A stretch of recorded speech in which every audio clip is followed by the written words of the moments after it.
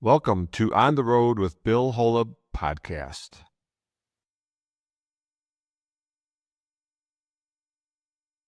Hi, this is Bill Holub from Steam Trap Survey LLC.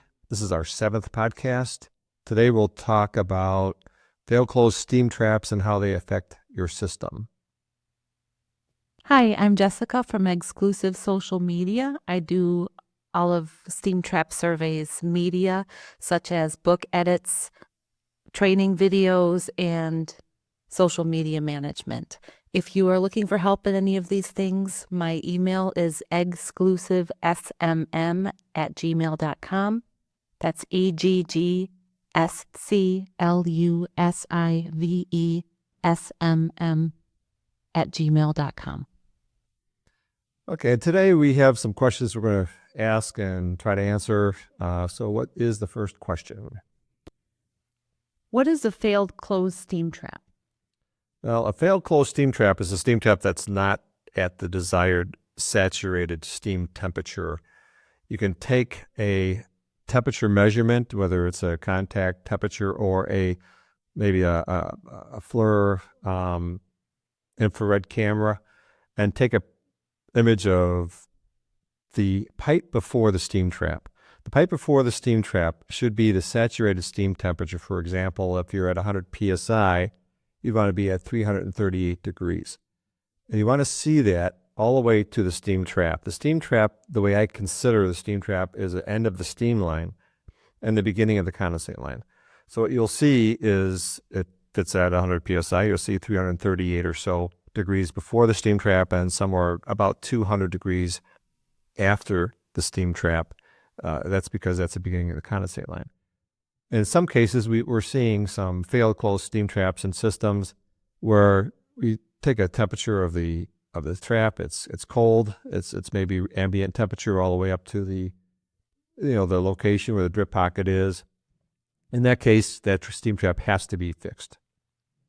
How do you decide if a steam trap is failed closed?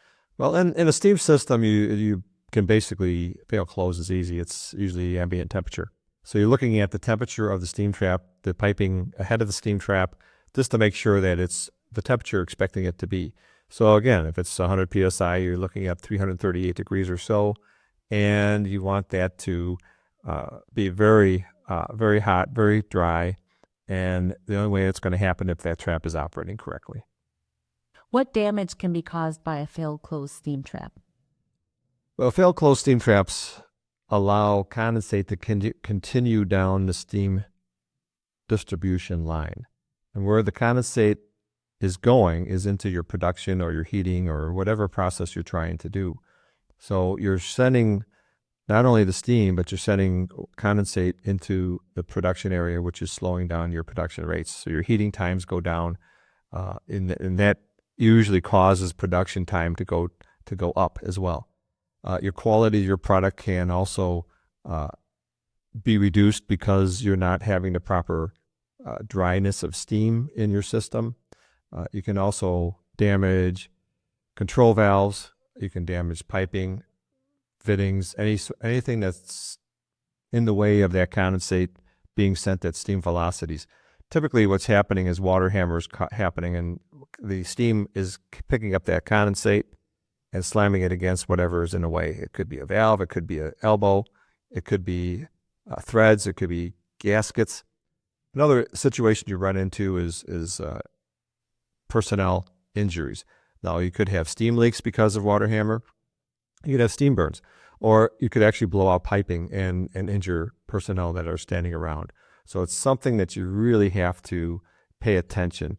So when we're doing a steam trap survey and we find a steam trap that is cold, what we're starting very recently, we've started adding a dollar amount to that fail close rate. We're putting an $800 steam savings. It's not really steam savings, but $800 cost to each fail close trap. Now, fail close traps would be found on distribution lines only. If you have a tracer that's cold, well, that could be off. If you have a unit heater that's cold, that could be off. So you're not going to see any sort of a cost associated with those. It's just on distribution lines that really cause a problem. Thank you for joining us Look forward to our next podcast.